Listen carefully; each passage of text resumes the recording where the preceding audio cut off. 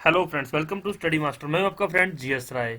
तो फ्रेंड्स, आज हम जो हरियाणा सिविल सर्विसेज के लिए लेक्चर सीरीज शुरू करने जा रहे हैं। और फ्रेंड्स, जो लोग एसएससी की तैयारी कर रहे हैं, यूपीएससी की तैयारी कर रहे हैं, या फिर किसी भी स्टेट सिविल सर्विसेज की तैयारी कर रहे हैं, तो उनके लिए लेक्चर बहुत ज़्यादा फायदेमंद रहेगा। लेकिन जो मैंने कहा था कि हरियाणा सिविल सर्विसेज के लिए 16 फरवरी से लेक्चर सीरीज शुरू कर दी जाएगी, तो इस लेक्चर सीरीज का ये पहला लेक्चर है। चलिए फ्रेंड्स, इसके अंदर मैं आपको बता देता हूँ कि आज हम क्या क्या करने वाले हैं। इसके अंदर फ्रेंड हम भूगोल से संबंधित सामान्य जानकारी, जो कि हमारे बेसिक कॉन्सेप्ट रहेंगे, वो सारे इसके अंदर हम कवर करेंगे। वीडियो शायद 30 से 35 मिनट का लंबा हो सकता है। उसके अलावा फ्रेंड्स, जो रिवर्स से क्वेश्चन बनते हैं, वो सारे क्वेश्चन इसके अंदर डिस्कस किए जाएंगे।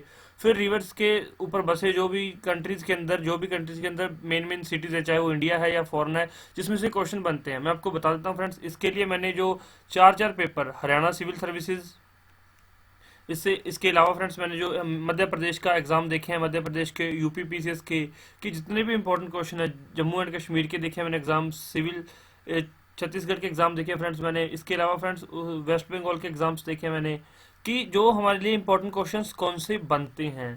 तो वो सारे मैं इसके अंदर आपके क्लियर करके ले आऊँगा, आपको मैं सारी चीज़ें करवाऊंगा। पंजाब पब्लिक सर्विस कमीशन के एग्जाम्स हुए थे, वो भी मैंने सारे इसके अंदर देख के फिर ये वीडियो को बनाया है। चलिए, इसके अंदर हम सारे कॉन्सेप्ट करेंगे, और जो स्टूडेंट इस वीडियो को लास्ट तक देखेगा उसको बहुत ज़्यादा बेनिफिट मिलेगा। उसको जितना भी वो टाइम 30 से 35 मिनट स्पेंड करेगा, उसको लगेगा कि हाँ यार, ये 30 से 35 मिनट मेरे सफल हो गए, मैंने बहुत कुछ सीख लिया है। और जिन लोगों को पहले पता है, उनकी रिवीजन हो जाएगी। चलिए शुरू करते हैं। सबसे पहले भूगोल से संबंधित सामान्य जानकारी। चलिए, मैं ये वीडियो पूरा हिंदी के अंदर रहेगा जितना भी मटेरियल है, बट जो इंग्लिश में तैयारी कर रहे हैं, इंग्लिश मीडियम में जिनका, उनके लिए भी ये बहुत ज़्यादा बेनिफिशियल रहेगा, क्योंकि समझाने के लिए मैं दोनों लैंग्वेजेस का यूज़ करूंगा। और कुछ टर्मिनोलॉजी में मतलब इंग्लिश की भी यूज़ करूंगा और कुछ हिंदी की भी, ताकि दोनों को फ़ायदा हो जाए। चलिए फ्रेंड्स, शुरू करते हैं बेसिक कॉन्सेप्ट। तो सबसे पहले देख लेते हैं। भूगोल धरातल पर स्थित विभिन्न चीज़ों के बीच आंतरिक संबंधों का अध्ययन करता है। इसके अध्ययन के कई प्रकार हैं, जैसे कि तंत्र दृष्टिकोण, प्रादेशिक दृष्टिकोण, वर्णनात्मक दृष्टिकोण और विश्लेषणात्मक दृष्टिकोण। तो ये चारों हम डिस्कस करते हैं अच्छे से। चलिए फ्रेंड्स, जो लोग फर्स्ट टाइम आए हमारे चैनल पर, उनको बता दूं कि चैनल को सब्सक्राइब कर लीजिए। यहाँ पर आपको सभी लेटेस्ट जॉब्स के बारे में जानकारी दी जाती है। और इसके अलावा जो यूपीएससी की या फिर किसी भी स्टेट सिविल सर्विसेज की तैयारी कर रहे हैं, तो आपको यहाँ पर सारा स्टडी मटेरियल प्रोवाइड कराया जाएगा। और फ्रेंड्स, इसकी पीडीएफ अगर आपको चाहिए, तो अगर अवेलेबल हो सकी तो पीडीएफ मैं आपको टेलीग्राम चैनल के अंदर प्रोवाइड करा दूंगा।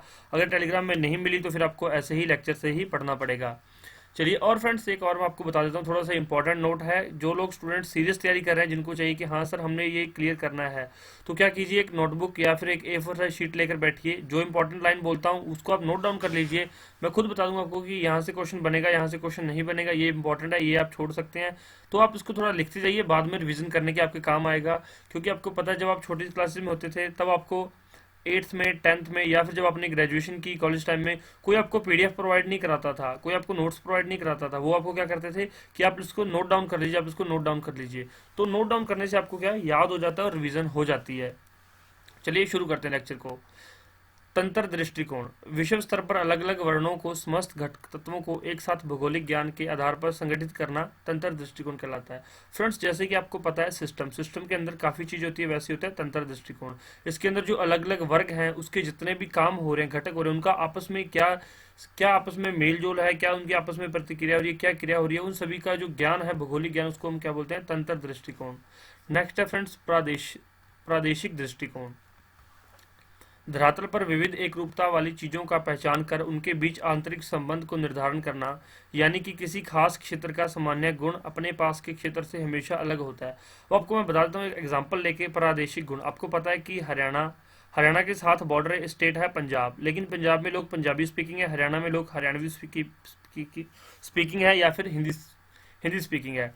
तो इसमें आपको क्या पता है कि हरियाणा में हरियाणवी बोली जाती है, पंजाब में पंजाबी बोलती है। तो किस किस वजह से ये वहाँ की पहचान है कि ये पंजाब के लोग हैं। और इनका आपस में संबंधों को पढ़ना क्या होता है, प्रादेशिक दृष्टिकोण। संबंधों को निर्धारण करना कि कौन कौन से संबंध हैं। उसी तरह से फ्रेंड्स, कोई अगर वेस्ट बंगाल से आता है, तो उनकी लैंग्वेज होगी बांग्ला होगी, तो वो कुछ अलग हो जाएंगे, लेकिन है तो वो इंसान ही। तो उनका और हमारा कोई ना कोई रिलेशन है, और वो हम पढ़ते हैं किस तरह से। हम वो आगे ज्योग्राफी के अंदर सारा अच्छे से डिस्कस करेंगे।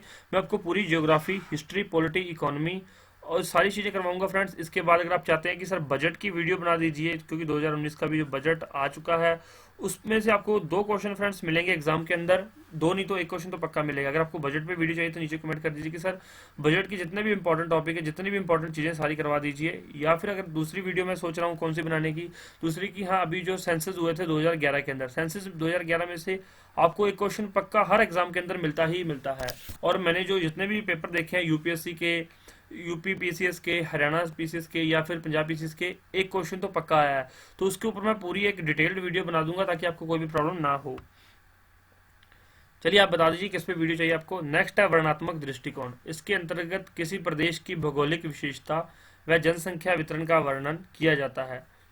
तो इसके अंदर फ्रेंड्स आप समझ सकते हैं कि किस तरह से किसी भी एक जगह को ले सकते हैं, उसकी भौगोलिक विशेषता, जैसे कि कहीं पर काली मिट्टी पाई जाती है, कहीं पर किसी और तरह की मिट्टी पाई जाती है, कहीं पर मतलब आपको पता है कि गेहूं उगाए जाते हैं, कहीं पर धान की खेती की जाती है, तो वहाँ की भौगोलिक विशेषता है। ये वर्णनात्मक में है कि हम उनको अलग अलग वर्गों में बांट लिया है। उसके बाद जनसंख्या वितरण, पहले हमने भूगोल देखा है, फिर जनसंख्या देखी कि हाँ कहीं पर लोग ज़्यादा रहते हैं, कहीं पर लोग कम रहते हैं। जैसे जम्मू एंड कश्मीर के अंदर बहुत कम लोग रहते हैं, हिमाचल प्रदेश के अंदर बहुत कम कम लोग रहते हैं क्योंकि वहाँ पर पहाड़ है, रहने लायक जगह नहीं है। लेकिन हरियाणा पंजाब में आप देख सकते हैं, बिहार यूपी के अंदर आप देख सकते हैं कि कितनी पॉपुलेशन ज़्यादा है। नेक्स्ट है विश्लेषणात्मक दृष्टिकोण। और शायद कई लोगों को ये लेक्चर बोरिंग लग रहा होगा कि सर पता नहीं क्या एक्स्ट्रा अनाप शनाप पढ़ाए जा रहे हैं। तो फ्रेंड्स जब बेस बनता है तो पहले फ्लोरिंग होती है। आपने कभी मकान बनते देखा होगा कि हाँ जब मकान बनता है, जब आपकी कोठी खड़ी होती है तो सीधा डायरेक्ट जाके सीधा डिजाइन नहीं बन जाता, उस पर कोठी नहीं बन जाती, पहले वो नींव खोदते हैं। पूरा बेस स्ट्रॉन्ग करेंगे तो ही ऊपर जाकर मकान की डेकोरेशन अच्छी होगी। उसी तरह से फ्रेंड्स मैं आपको पहले सारी काम की चीज़ें बताऊंगा, सारी टर्मिनोलॉजी करवाऊंगा। उसके बाद मैं आपको एकदम से, अभी तो शायद मैं आपको एक दिन में 2 लेक्चर या 3 लेक्चर प्रोवाइड कराऊं, फिर जब आपका बेस बन जाएगा तो दिन में मैं 5 5 लेक्चर भी प्रोवाइड करवा दूंगा। आप पढ़ते जाना और मैं आपको पढ़ाता जाऊंगा। विश्लेषणात्मक दृष्टिकोण, कोई क्षेत्र व उसमें समाहित चीजों का गुण अन्य क्षेत्रों से भिन्न क्यों होता है, इसका अध्ययन हम करते हैं। उसमें हम विश्लेषण करते हैं कि ऐसा क्यों हुआ, हरियाणा वाले हरियाणवी स्पीकिंग क्यों है, पंजाब वाले पंजाबी स्पीकिंग क्यों है। तो वो सारी चीजें हम अच्छे से डिस्कस करेंगे। चलिए नेक्स्ट, भौतिक भूगोल से संबंधित महत्वपूर्ण संरचना। तो सबसे पहले है द्वीप। द्वीप होता क्या है, द्वीप किसे कहते हैं, और उसके बारे में जो इंपॉर्टेंट चीजें हैं वो हम इसके अंदर डिस्कस कर लेते हैं। किसी भूखंड का वह हिस्सा जो चारों तरफ पानी से घिरा हुआ वो एक द्वीप कहलाता है।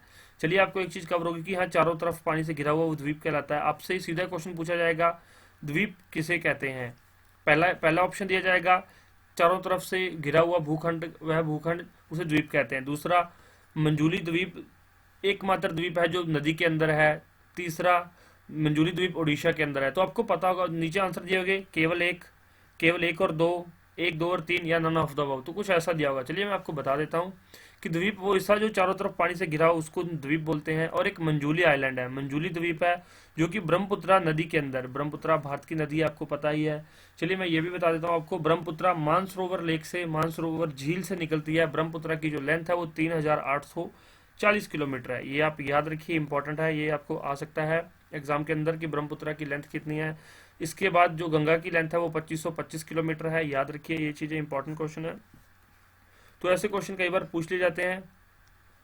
अभी आपको अच्छे से क्लियर हो जाना चाहिए कि जो ब्रह्मपुत्रा रिवर और मानसरोवर लेक से निकलती है। इसके बाद मैं आपको बता देता हूँ कि जो तिब्बत के अंदर ब्रह्मपुत्रा 1700 किलोमीटर बहती है। उसके बाद इंडिया के अंदर 900 किलोमीटर, और उसके बाद बांग्लादेश के अंदर 300 किलोमीटर ये बहती है। तो इतना आप याद रखिए, ये इंपॉर्टेंट रहेगा आपके लिए, ये आपके एग्जाम में पूछा जा सकता है। और ब्रह्मपुत्रा रिवर का नाम जमुना हो जाता है बांग्लादेश में जाकर, याद रखिए, ये भी इंपॉर्टेंट है। और उसके बाद इसको तिब्बत के अंदर सांगपो के नाम से जाना जाता है, तिब्बत सांगपो नदी। तो ये इंपॉर्टेंट कुछ था जो इससे जुड़ा हुआ था, तो मैंने बता दिया आपको। आप इसको नोट डाउन कर सकते हैं। किसी को समझने में परेशानी हो रही है तो वीडियो को, जो इसकी वॉइस है वो स्लो डाउन कर लीजिए, नीचे सेटिंग में जाकर ऑप्शन मिल जाएगा, वीडियो को थोड़ा स्लो कर लीजिए, साथ साथ में लिखते जाइए, थोड़ा सा नोट डाउन करते जाइए। चलिए आपको द्वीप समझ आ गया। यह सागर, झील व नदी भी हो सकता है। सागर में किसी स्थलखंड के चारों ओर प्रवाल द्वारा निर्मित आकृति अटॉल कहलाता है। तो अटॉल आपको पता होना चाहिए, अटॉल किसको कहते हैं। ये लाइन दोबारा से आप लोग नोट डाउन कर सकते हैं। इस तरह अन्य लघु स्केरीज आदि का भी निर्माण होता है। नदी के मध्य भाग में निर्मित द्वीप को इयोट कहते हैं। जो नदी के बिल्कुल मध्य भाग में बनता है उसको क्या बोलते हैं, इयोट। तो एक मंजूली आइलैंड जो मैंने बताया था ब्रह्मपुत्रा नदी के अंदर, जो असम के अंदर है, उसको इयोट भी कहते हैं। तो मंजूली आइलैंड एक इयोट है, बिल्कुल सही है, ये कथन बिल्कुल सही है। ऐसा कथन आ सकता है आपको किसी भी एग्जाम के अंदर। एक समान भौगोलिक विशेषता वाला द्वीप समूह को आर्चिपोलॉजी कहा जाता है। आर्चिपिलागो कहा जाता है, जो कि एक इतालवी शब्द से बना है, जैसे जवान द्वीप समूह, कनारी द्वीप समूह, अंडमान निकोबार द्वीप समूह, पश्चिमी द्वीप समूह तथा इंडोनेशियन द्वीप समूह, जो विश्व का सबसे बड़ा द्वीप समूह है। अब आपको द्वीप तो पता चल गया कि ठीक है, जो पानी के चारों, मतलब जो पानी के अंदर है, जो चारों तरफ पानी से भूखंड घिरा, उसको द्वीप समूह बोलते हैं। लेकिन बहुत सारे ऐसे भूखंड जिसको हम बोलते हैं द्वीप समूह, तो ये सारे द्वीप समूह हैं। एक द्वीप, बाकी सारे ये इतने समूह, ये द्वीप समूह हो गए। ग्रीनलैंड विश्व का सबसे बड़ा द्वीप समूह है, तो आप इसको नोट डाउन करिए इस पॉइंट को, ये इंपॉर्टेंट पॉइंट है। और जो विश्व का सबसे बड़ा द्वीप इंडोनेशिया द्वीप है। कई बार एग्जाम के अंदर ये क्वेश्चन आया हुआ है और ये क्वेश्चन भी पूछा जा सकता है। और इसका जो एरिया कितना है, 22 लाख वर्ग किलोमीटर इसका क्षेत्रफल है, ये भी याद रखिए आप। तो आप इसको छोटी छोटी चीज़ों को, है फ्रेंड्स ये छोटी छोटी बातें, लेकिन है बहुत बड़ी बातें। अगर आप इसको याद रखेंगे, तो अगर आपको भूल गए तो आपके मार्क्स कट जाएंगे। और आपको पता है फेलियर फ्रेंड्स, फेलियर एक पॉइंट से भी बहुत होता है, फेलियर तो 0.25 से भी बहुत है, फेलियर तो फेलियर है। तो इसलिए मार्क्स को बढ़ाने के लिए छोटी छोटी चीज़ों को ध्यान में रखना पड़ेगा। नेक्स्ट है जल संधि। इसका निर्माण प्राकृतिक रूप से किसी स्थल संधि के टूटने से, निमज्जन से, सागर तल के उत्थान से या फिर अपरदन क्रियाओं के द्वारा होता है।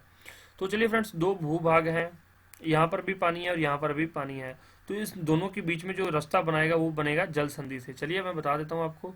यह एक संकीर्ण नौगम्य भाग होता है जो बड़े सागरों को जोड़ने का काम करता है। सामान्यतः यह चैनल के रूप में भी इंगित होता है, जो दो बड़े भूखंड के बीच नौ परिवहन के काम आता है। लेकिन छिछला, संकीर्ण व कई स्थानों पर छोटे छोटे द्वीप स्थित होने के कारण बड़े पैमाने पर नौ परिवहन उन जल संधियों में नहीं हो पाता। जैसे जिब्राल्टर जल संधि, तो आपको पता ही है जिब्राल्टर, आपने देखा होगा मैप के अंदर। मैं आपको एक दिन स्पेशल आपकी ऑक्सफोर्ड मैप की क्लास लगाऊंगा, जिसके अंदर मैं आपको सारी चीज़ें अच्छे से करवाऊंगा। तब तक ये आप समझते जाइए कि जिब्राल्टर कौन कौन से दो भूभाग के बीच है, तो सागर के बीच है अटलांटिक सागर, और भूमध्य सागर के बीच में कौन सा, ये है जिब्राल्टर जल संधि। नेक्स्ट है बेरिंग जल संधि। तो इनको जल संधि को इंग्लिश में स्ट्रेट बोलते हैं, स्ट्रेट याद रखिए आप लोग। और ये जो बेरिंग है, ये आर्कटिक व प्रशांत महासागर के बीच में इसका एक अच्छा उदाहरण है। आपको समझ आ गया होगा कि इस साइड भी लेक है और इस साइड भी लेक है। इन दोनों को जोड़ने के लिए, वैसे तो यहाँ पर भूभाग है, लेकिन जोड़ने के लिए यहाँ पर कुछ बना देते हैं कि ठीक है यार, उसे जल संधि बोलते हैं या फिर स्ट्रेट कहते हैं। नेक्स्ट इंपॉर्टेंट है, नेक्स्ट है खाड़ी। किसी विशाल भूखंड में सागर का घुसा हुआ वह भाग जो तीन ओर से स्थल से घिरा हो, यानी वह निवेशक जिसके तीन ओर वृत्त तट रेखा पाई जाती है, उसको खाड़ी कहा जाता है। जैसे आपको पता है बंगाल की खाड़ी। खाड़ी के किनारों पर कई बंदरगाह स्थित होते हैं जो व्यापार की दृष्टि से महत्वपूर्ण होते हैं। तो खाड़ी के लिए ये भी इंपॉर्टेंट पॉइंट है, याद रखिए। ये आप मेंस के अंदर भी लिख सकते हैं कि खाड़ी की महत्वता क्या है, खाड़ी महत्वपूर्ण क्यों हो जाती है। इसका निर्माण धरातल के ऊपरी भाग के विभाजन या फिर तटीय भूमि पर सागर का अतिक्रमण करने से होता है। सामान्यतः गहरी खाड़ी को गल्फ, ये पॉइंट बहुत इंपॉर्टेंट है, नोट डाउन कर लीजिए। वह बड़े आकार वाली खाड़ी को बे कहा जाता है। कई बार एग्जाम के अंदर क्वेश्चन पूछा गया कि बे किसे कहा जाता है, तो बड़े आकार वाली खाड़ी को बे कहते हैं। और गल्फ किसे कहते हैं, गल्फ जो है सामान्यतः गहरी खाड़ी को गल्फ कहते हैं। तो ये आपसे तीन मतलब अलग अलग स्टेटमेंट्स बन के आ सकती हैं, तो इनको आप इंपॉर्टेंट पॉइंट्स हैं, नोट डाउन कर लीजिए। नेक्स्ट है अंतरीप। किसी मुख्य भूखंड का वह भूमि जो नदी या झील में अंदर तक घुसा हो या तीन और पानी से घिरा हो, अंतरीप कहलाता है। आपको अच्छे से समझ आ गया, जो तीन और पानी से घिरा हो उसको अंतरीप कहते हैं। जैसे कि कैप ऑफ गुड होप दक्षिण अफ्रीका के अंदर है, विशाल भूखंड का हिस्सा केप हैटरेस जो यूएस के अंदर है, कैलिफोर्निया राज्य में स्थित है। तो आपको अच्छे से पता होना चाहिए। अंतरीप नुकीला होता है, और अंतरीप जो है ये प्रायद्वीप से छोटा होता है, ये भी आप याद रखिए। अंतरीप प्रायद्वीप से छोटा होता है, अंतरीप नुकीला होता है, बिल्कुल सही है। जो विशाल जलराशि में समाविष्ट होता है, जबकि प्राय बहुत बड़ा होता है, प्रायद्वीप बहुत बड़ा होता है, जो मुख्य भूमि से ज्यादा जुड़ा होता है। तो आप ये इनके अंतरीप और प्रायद्वीप के बीच में थोड़ा सा डिफरेंस कर पाए तो बहुत अच्छी बात है, नहीं तो आप इसको छोड़ के भी जा सकते हैं, ये ज्यादा इंपॉर्टेंट नहीं है। नेक्स्ट है स्थलाकृति। इसमें पृथ्वी व अन्य ग्रहों के धरातलीय आकृति का अध्ययन किया जाता है। मूल रूप से स्थलाकृति मानचित्रों पर धरातल की प्राकृतिक विशेषण का अध्ययन किया जाता है। तो आपको समझ आ गया कि स्थलाकृति जो हम मैप्स पढ़ते हैं, मैप्स की जो, जैसे हम कहीं पे जा नहीं सकते लेकिन उस चीज़ का मैप देख लेते हैं, हमें उसका धरती के बारे में पता चल जाता है, तो वो स्थलाकृति होती है। नेक्स्ट है उच्चावच। भूगोल में उच्चावच का अभिप्राय है धरातल पर उच्चतम व निम्नतम आकृति वाले क्षेत्र, जैसे पर्वत, पहाड़, पठार, मैदान व घाटी। तो पर्वत ऊंचे होते हैं, पहाड़ ऊंचे होते हैं, पठार ऊंचे होते हैं, मैदान नीचे होते हैं या फिर घाटी, आपको पता ही है। तो उसी तरह से ये दोनों चीज़ों को ऊंचा वच के बताया जाता है। तो आप ऊंचा वच अगर लिखा आ जाए तो घबराना नहीं कि ये क्या चीज़ आ गई। तो ये पर्वत, पहाड़ या पठार ऐसा ही कोई चीज़ इनमें से हो सकता है। तो वो आप आपको आगे ऊपर की या फिर नीचे की स्टेटमेंट पढ़ के समझ आ जाए कि इसका मतलब क्या है। नेक्स्ट है पूर्ण स्थान। धरातल पर वह स्थान जिसका निर्धारण अक्षांश व देशांतर निर्देशक दर द्वारा निर्धारित होता है। तो पूर्ण स्थान क्या होता है फ्रेंड्स? कोई भी एक जगह मान लीजिए, जैसे कि हम हरियाणा की बात करते हैं। अब हरियाणा का कुछ लॉन्गिट्यूड है और कुछ लेटीट्यूड है, जैसे कि अक्षांश व देशांतर। चलिए, किसी को हरियाणा का अक्षांश और देशांतर पता है तो नीचे कमेंट जरूर कीजिए, क्वेश्चन आ सकता है। ये बहुत ज़्यादा जरूरी क्वेश्चन है, कई बार एग्जाम के अंदर पूछा जा चुका है। पहला हरियाणा, दूसरा भारत का। लॉन्गिट्यूड और लैटिट्यूड दोनों बताइए, नीचे कमेंट कीजिए किसी को पता है तो। चलिए, जिनको नहीं पता उनको मैं बता देता हूँ कि लॉन्गिट्यूड और लैटिट्यूड होता क्या है। तो चलिए फ्रेंड्स, ये हमारी धरती है, हम मान लेते हैं कि ये हमारी धरती है। इसकी जो ये बीच वाली रेखा है, तो जो इस तरह से हॉरिजॉन्टल लाइंस होती है उसको हम अक्षांश बोलते हैं। ये अक्षांश हो जाती है इस तरह से, ये अक्षांश रेखाएं होती हैं। तो आप अच्छे से याद रखिए, भूलना नहीं है। तो ये हॉरिजॉन्टल लाइंस, इनको अक्षांश बोलते हैं। और कुछ होती हैं वर्टिकल लाइंस, ये वाली होती हैं वर्टिकल लाइंस फ्रेंड्स। तो ये जरूर याद रखिए आप लोग, वर्टिकल लाइंस, तो इनको हम देशांतर बोलते हैं। इसको थोड़ा सा आप इस वर्ड को ब्रेक कर लीजिए, देशांतर, देश प्लस अंतर, देशांतर।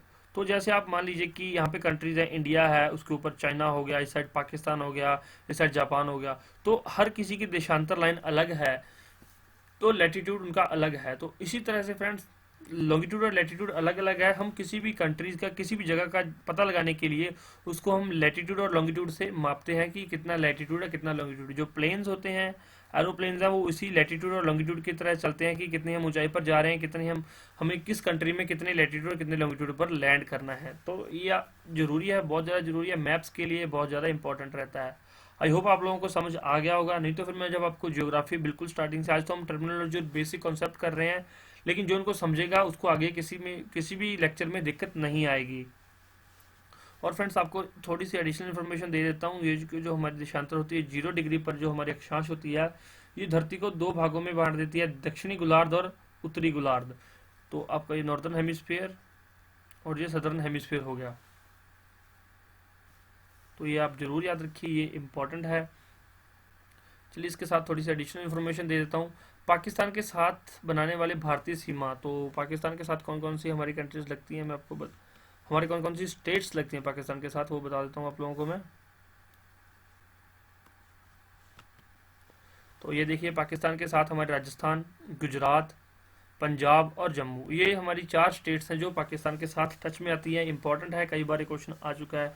नेपाल के साथ देख लीजिए, उत्तराखंड, उत्तर प्रदेश, बिहार, सिक्किम और वेस्ट बंगाल। तो नेपाल के साथ लगता है, किसी को लगता है कि वेस्ट बंगाल नेपाल के साथ कहाँ लगेगा, लेकिन ये टच करता है, जरूर याद रखिए। नेक्स्ट है भूटान को कौन कौन सी हमारी स्टेट्स टच करती हैं, सिक्किम, वेस्ट बंगाल, असम और अरुणाचल प्रदेश। फिर आ जाता है बांग्लादेश, बांग्लादेश को वेस्ट बंगाल, मेघालय, असम और त्रिपुरा। तो ये इंपॉर्टेंट है, याद रखिए। फिर म्यांमार की आप लोग नीचे कमेंट कीजिए कि कौन कौन सी स्टेट्स टच कर रही हैं म्यांमार को, तो ये इंपॉर्टेंट हो जाता है। तो ऐसे क्वेश्चन एग्जाम के अंदर पूछ लिए जाते हैं कई बार, और ये थोड़ा सा आप पढ़ लीजिए। यहाँ पर पाकिस्तान के साथ मैंने बता दिया, बांग्लादेश के साथ कौन कौन सी स्टेट टच करती हैं बता दिया।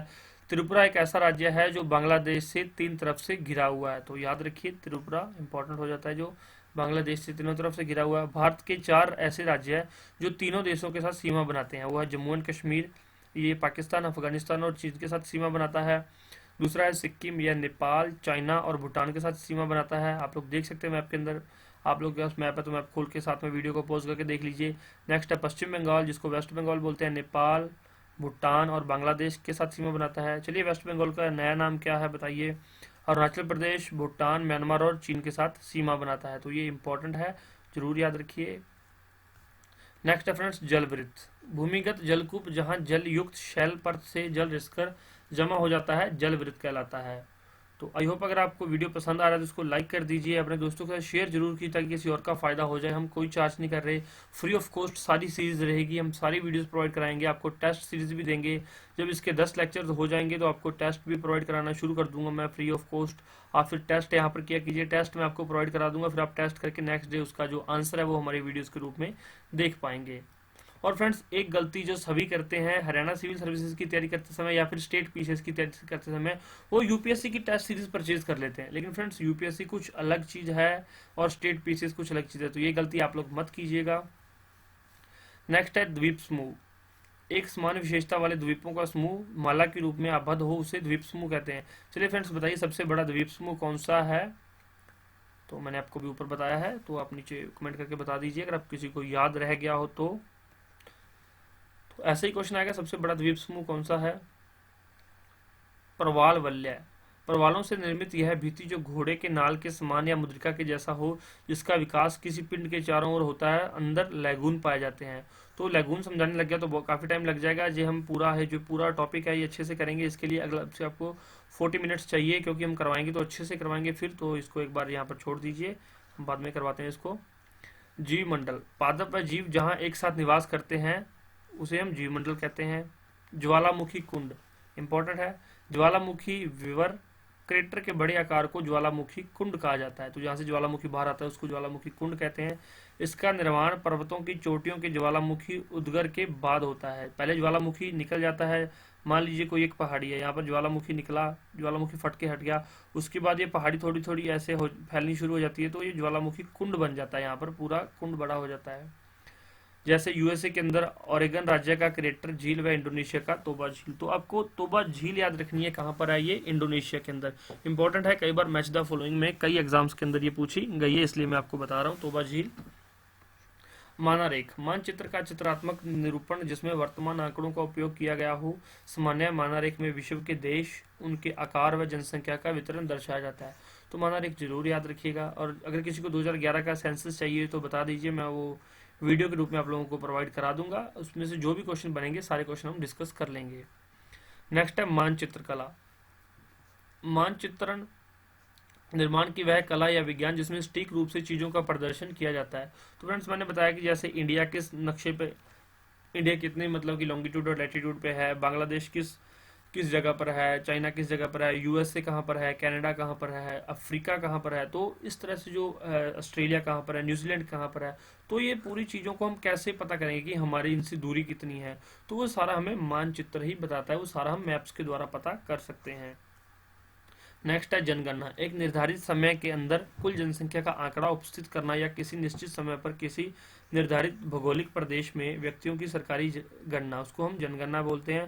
पहले हमारी 2011 के अंदर हुई थी, अब 2021 के अंदर होगी। चलिए, अगर किसी को पता है सबसे पहले भारत की जनगणना कब हुई थी तो नीचे कमेंट कीजिए। इंपॉर्टेंट क्वेश्चन है, आया हुआ क्वेश्चन है, वही पूछ रहा हूँ और ये रिपीट भी हो सकता है। महाद्वीप प्रवाह। प्रवाह सिद्धांत के अनुसार महाद्वीपों का वर्तमान स्थिति विशाल भूखंडों के प्रवाह के परिणाम स्वरूप प्राप्त हुआ है। इस सिद्धांत को टेलर ने दिया था। तो महाद्वीपीय प्रवाह, तो सबसे पहले फ्रेंड्स एक हमारा बड़ा भूखंड था, वो भूखंड टूटता गया और उससे हमारे जो है द्वीप बनते गए, उसको हम महाद्वीपीय प्रवाह कहते हैं। तो आप याद रखिए, इंपॉर्टेंट है ये हम अच्छे से करेंगे। फिर जो सारी थ्योरीज हैं किस किस तरह से हमारे द्वीप बने थे, सारी चीजें से डिस्कस करेंगे। महाद्वीपीय मर्ग तट। महाद्वीपों को किनारे का वह भाग जिस पर सागर का अतिक्रमण हुआ हो, सागरीय जल के पीछे हटने पर ये दृष्टिगोचर हो जाते हैं।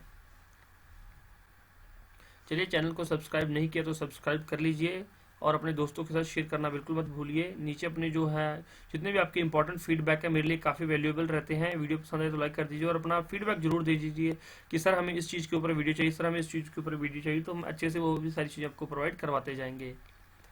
जननांकिकी। जनसंख्या का सांख्यिक अध्ययन जिसमें जन्म, मृत्यु आदि को सम्मिलित किया जाता है। चलिए, नेक्स्ट है घनत्व।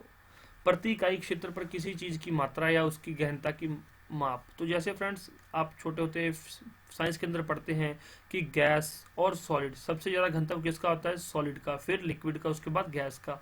तो गैस के जो पार्टिकल्स होते हैं वो दूर दूर होते हैं मॉलिक्यूल्स, और सॉलिड के मॉलिक्यूल्स आपको पता है कि उनका तो स्ट्रक्चर इस तरह से बना होता है। तो इनका घनत्व ज़्यादा है। तो उसी तरह से किसी भी क्षेत्र पर किसी चीज़ की या फिर मात्रा की गहनता, तो ये जनसंख्या के माप में भी हो सकता है, फसल की तरह भी हो सकता है कि हाँ इस बार फसल दूर दूर हुई है तो वो कम घनत्व वाली हुई है, और अगर ज़्यादा नज़दीक नज़दीक हुई तो आप लोग समझ गए होंगे। नेक्स्ट है मरुस्थल, वैसा क्षेत्र जहाँ वर्षा की मात्रा न्यूनतम होती हो, नमी के अभाव में वनस्पति का विकास नहीं होता है, केवल छोटे छोटे घास व झाड़ियाँ ही होती हैं, उसको हम मरुस्थल बोलते हैं।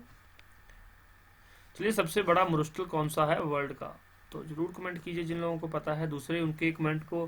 फ्रेंड्स, एक और आप एक अच्छी हैबिट डेवलप कीजिए, जिस चीज़ का आंसर आपको पता है उसका आप नीचे कमेंट कीजिए, और जिनको आंसर नहीं पता वो कमेंट को पढ़ के उनको थैंक यू बोल दीजिए कि आपके कमेंट से मुझे पता लग गया। और आप एक दूसरे के कमेंट जरूर देखा कीजिए, इससे कुछ ना कुछ आपकी नॉलेज में इन्हांसमेंट होगी। किसी क्वेश्चन का आंसर आपको नहीं पता होगा, किसी दूसरे को पता होगा, किसी क्वेश्चन का आंसर उसको नहीं पता होगा, आपको पता होगा, तो इसलिए एक दूसरे के कमेंट जरूर देखा कीजिए। नेक्स्ट है पारिस्थितिकी, जीव व पर्यावरण के बीच के अंतर संबंध को पारिस्थितिकी कहा जाता है। नेक्स्ट है एल नीनो, दक्षिणी दोलन। एल नीनो और ला नीनो बहुत इंपॉर्टेंट है, थोड़ा सा मैं इसके बारे में भी बता देता हूँ, लेकिन एल नीनो और ला नीनो पे हम एक पूरा लेक्चर लगाएंगे, क्योंकि ये मेंस के अंदर भी इसका क्वेश्चन जरूर आएगा, तो आपको इसके बारे में इसकी पूरी थ्योरी पता होनी चाहिए। सागरीय जल की कालावधि, जिसमें पूर्वी प्रशांत महासागर प्रभावित होता है तथा संपूर्ण विश्व के मौसम को प्रभावित करता है, तो वो है एल नीनो। अधिकेंद्र, धरातल का वह क्षेत्र जहाँ भूकंपीय तरंगें सबसे पहले धक्का देती हैं, उसको हम अधिकेंद्र कहते हैं, तो इंपॉर्टेंट है, याद रखिए, जो भूकंपीय तरंगें सबसे पहले वहां पर ही स्ट्राइक करती हैं। नेक्स्ट है विषुवत रेखा, वह काल्पनिक रेखा जो पृथ्वी को दो बराबर भागों में बांटती है, उत्तरी व दक्षिणी गोलार्ध, उसको हम विषुवत रेखा कहते हैं, जिसका की मान है 0 डिग्री सेल्सियस। मैंने पहले बताया था आपको कि 0 डिग्री सेल्सियस पर जो इक्वेटर लाइन होती है वो 0 डिग्री सेल्सियस पर होती है, उसको हम विषुवत रेखा भी बोलते हैं, जो पृथ्वी को दो इक्वल भागों में बांटती है। नेक्स्ट है विषुव, जब सूर्य की स्थिति विषुवत रेखा के लंबवत होती है तो पूरे विश्व में दिन व रात बराबर होते हैं। तो इस तरह से कुछ एक वर्ष में दो विषुव होते हैं, 21 मार्च और 23 सितंबर। तो ये तरीके जरूर याद रखिए, ये इंपॉर्टेंट है, 21 मार्च और 23 सितंबर। और नेक्स्ट अपर्दन, धरातल पर लगने वाला बहिर्जात बल जिसका कटाव का काम होता है, उसको अपर्दन बोलते हैं, इसके कारण हिमानी, जलवायु आदि हैं। नेक्स्ट है फ्रेंड्स एस्चुरी, ये बहुत इंपॉर्टेंट है, कई बार ये आया हुआ वर्ड है। एस्चुरी किसी नदी का समुद्र के साथ विशाल मिलान होता है। तो मान लीजिए ये एक समुद्र है, तो यहाँ पर ये एक नदी बह रही है, लेकिन जब बहने से पहले क्या होता है, ऐसे ये रूप ले लेती है, तो इसको हम एस्चुरी बोलते हैं, कि पीछे से नदी आ रही थी, छोटी सी पतली सी नदी आ रही है पीछे से, तो आगे आके ये एस्चुरी का रूप ले लेती है समुद्र में मिलने के लिए, तो ये पूरा समुद्र है, तो आप इस तरह से एस्चुरी बना लेते हैं ये, जहाँ ज्वारीय पानी नदी मीठे जल में परिवर्तित हो जाती है। नेक्स्ट है भ्रंश, भूखंडों में गति व स्थानांतरण के कारण चट्टानों में दरार आ जाती है, जिसको हम भ्रंश कहते हैं, जो भ्रंश कहलाती हैं, तो जरूर याद रखिए, इंपॉर्टेंट है भ्रंश, कई बार आपको सीधा ही मिल जाएगा भ्रंश, इसका मतलब क्या होता है, तो आपको ऐसे मिल सकता है, एस्चुरी लिखा हो पॉइंट 1 पर, दूसरे पे भ्रंश लिखा हो, आगे कुछ 3 चीज़ों की सही मिला हो, तो पता होना चाहिए सारी चीज़ें आपको। नेक्स्ट है भवैज्ञानिक काल, पृथ्वी के जन्म से वर्तमान तक का कैलेंडर, यह महाकाल युग व काल में विभाजित होता है, तो उसको भवैज्ञानिक काल कहते हैं। भूविज्ञान, तो इसके अंतर्गत पृथ्वी के क्रस्ट, स्तर व चट्टानों आदि का अध्ययन किया जाता है, तो आपको अच्छे से समझ आ गया, भूविज्ञान, पृथ्वी का ज्ञान हो पूरा। नेक्स्ट है हिमानी, बर्फ की वह बड़ी राशि जो स्थल पर प्रवाहित होती है तथा सतह का अपरदन व परिवहन का काम करती है। नेक्स्ट है ग्लोबल पोजिशनिंग सिस्टम, जिसको कि जीपीएस बोलते हैं, तो उपग्रह की वह प्रणाली जो धरातल के किसी भी स्थान की सटीक जानकारी उपलब्ध कराता है, तो उसको हम जीपीएस बोलते हैं। चलिए, भारत का जीपीएस कौन सा है, भारत कौन सा जीपीएस सिस्टम यूज करता है, और ये जीपीएस सिस्टम जो हम इंडिया के अंदर अभी यूज कर रहे हैं, ये किस कंट्री का है, जीपीएस सिस्टम किस कंट्री ने बनाया है ये, और भारत का जीपीएस कौन सा है, ये 2 क्वेश्चन इंपॉर्टेंट हो जाते हैं, काफी इंपॉर्टेंट है, नीचे कमेंट जरूर कीजिए। और फ्रेंड्स, अगर आप लोग नीचे कमेंट करेंगे, मान लीजिए किसी ने गलत भी कमेंट किया है, तो उसके कमेंट का सही आंसर मैं खुद दे दूंगा, या फिर नेक्स्ट वीडियो के अंदर क्वेश्चंस का आंसर दे दूंगा, लेकिन आप क्वेश्चंस को नीचे एक बार रिवाइज तो करवाइए मुझे कि सर यही क्वेश्चन आपने पूछे थे, इनका आंसर आप लोग दीजिए, तो थोड़ा सा ध्यान रखिए इस बात का। आप लोग कमेंट करेंगे, मैं कमेंट पढ़ के नेक्स्ट वीडियो बनाऊंगा, तो फिर उसका आंसर जरूर दे दूंगा। नेक्स्ट है वैश्विक तापन, वायुमंडल में तापमान वृद्धि को वैश्विक तापन कहा जाता है, इसके वातावरण में कार्बन डाइऑक्साइड की मात्रा में निरंतर वृद्धि होती है, तो वैश्विक तापमान का एकमात्र कारण है कार्बन डाइऑक्साइड, याद रखिए। नेक्स्ट है ग्लोब। आपने देखा होगा ग्लोब पृथ्वी की तरह, उस पर पृथ्वी का मानचित्र अंकित होता है, विश्व का मानचित्र अंकित होता है, उसको हम ग्लोब कहते हैं, जिसका नाम है पार्थिव ग्लोब भी उसको कहा जाता है। नेक्स्ट है हरित गृह प्रभाव, ग्रीन हाउस इफेक्ट। वायुमंडल में मौजूद कार्बन डाइऑक्साइड बहिर्गामी पार्थिव विकिरण को पुनः धरातल पर वापस कर देती है, जिसके वातावरण गर्म हो जाता है। इस घटना को हरित गृह प्रभाव कहा जाता है। अब आपको पता है कि ओजोन लेयर है, ओजोन लेयर से वापस क्या यहाँ पर किरणें आ तो सकती हैं, यहाँ पर कुछ किरणें, लेकिन कुछ को ये बाहर नहीं जाने देती। हमारे एटमॉस्फेयर से कुछ किरणें बाहर नहीं आती। ओजोन लेयर यूवी रेडिएशन को अंदर नहीं आने देती, आपको पता है। ओजोन का फॉर्मूला है O3, जरूर याद रखिए। जब तीन एटम जो है ऑक्सीजन के मिलकर ओजोन बनाते हैं, जो यूवी रेडिएशन को अंदर नहीं आने देते धरती पर। और उसके बाद धरती पर आने के बाद एटमॉस्फेयर क्या करता है, यहाँ पर जो जितनी भी रेज अंदर आ गई उनको बाहर नहीं जाने देता। मान लीजिए ये हमारी अर्थ है, अर्थ के चारों ओर ये एटमॉस्फेयर है, तो क्या करता है यहाँ पर जो हमारी रेडिएशन आई है वो यहाँ पर इसको स्ट्राइक करेगी, फिर यहाँ पर स्ट्राइक करेगी, यहाँ पर स्ट्राइक करके सारी गर्मी यहीं रह जाती है। उससे हमें हरित गृह प्रभाव होता है, ग्रीन हाउस इफेक्ट, तो याद रखिए। नेक्स्ट है गोलार्ध। आपको मैं पहले बता चुका हूँ, उत्तरी और दक्षिणी गोलार्ध। आर्द्रता, वातावरण में मौजूद जल वाष्प की मात्रा को आर्द्रता कहा जाता है। तो ये बेसिक साइंस है, जियोग्राफी भी है, याद रखिए। हरिकेन, वेरी इंपॉर्टेंट टॉपिक, जरूर याद रखिए हरिकेन के बारे में। उष्णकटिबंधीय तूफान जो कि 74 मील प्रति घंटा, ये जरूर याद रखिए, 119 किलोमीटर प्रति घंटा से चलता हो, जिसे प्रशांत महासागर में हरिकेन, हिंद महासागर में टाइफून व चक्रवात कहा जाता है। तो ये मैच द फॉलोइंग में कई बार आया हुआ हरिकेन का क्वेश्चन। महासागर में हरिकेन कहते हैं, हिंद महासागर में टाइफून व चक्रवात कहा जाता है। नेक्स्ट है जल चक्र, जलीय परिसंचरण द्वारा निर्मित एक चक्र जो जल सागर से वायुमंडल, भूमि और फिर पुनः सागर में पहुंच जाता है, उसको क्या बोलते हैं, जल चक्र। मतलब पानी पहले क्या करता है, आपको पता ही है, सीधा मैं बता देता हूँ एक एग्जांपल के। तो ये एक सागर का जल है, पहले वायुमंडल में जाता है, फिर यहाँ पर वायुमंडल से ऊपर आकाश में फिर बारिश होती है, फिर पुनः नदियों से वापस आया, तो उसको जल चक्र कहते हैं। कि यहाँ पर क्या है, पहले मतलब वाटर वेपोरेट हो गया, वेपोरेट होकर बादलों में गया, बादलों के अंदर फिर बारिश हुई, बारिश से धरती पर, धरती से नदियों में, या फिर बर्फ बनकर पहाड़ों में बर्फ, जैसे कि आपको पता है कई जगह बर्फ पड़ती है, बर्फ पड़ने से बर्फ से पिघल कर पानी बनती है, पानी फिर सागर में आ जाता है, उसको हम जल चक्र कहते हैं। तो जल चक्र पर हम एक पूरा वीडियो बनाएंगे, जो कि मेंस के लिए काफ़ी इंपॉर्टेंट रहेगा। हम जो है दुनिया के, वर्ल्ड के मेन जो है इंपॉर्टेंट जल चक्र है वो भी अच्छे से डिस्कस करेंगे। कितना पानी इसमें वेस्ट हो रहा है, कितना पानी खत्म हो रहा है, तो हम सारी चीज़ें अच्छे से डिस्कस करेंगे। तो बहुत सारी चीज़ें फ्रेंड्स, जो लोग अभी तैयारी कर रहे हैं, कहीं को लगता है कि मेरी प्री की तो बहुत अच्छी तैयारी है, लेकिन मेंस का उनको फिर अभी बहुत ज़्यादा कमियां हैं, तो मैं वो सारी कमियां आपकी पूरी कर दूंगा। हमारे साथ जुड़े रहिए, और लोगों को भी हमारे साथ जुड़ने के लिए कहिए कि सर ये सर अच्छा पढ़ा रहे हैं, और हम मतलब इनके लेक्चर सुनिए, फ्री ऑफ कॉस्ट आपको पूरी सारी चीज़ें प्रोवाइड करा रहे हैं। तो आप लोग देख सकते हैं, कई लोगों ने, आपको पता है लेक्चर सीरीज पेड होती है, पेड में भी यही चीज़ें करवाते हैं, हम फ्री में करवा रहे हैं।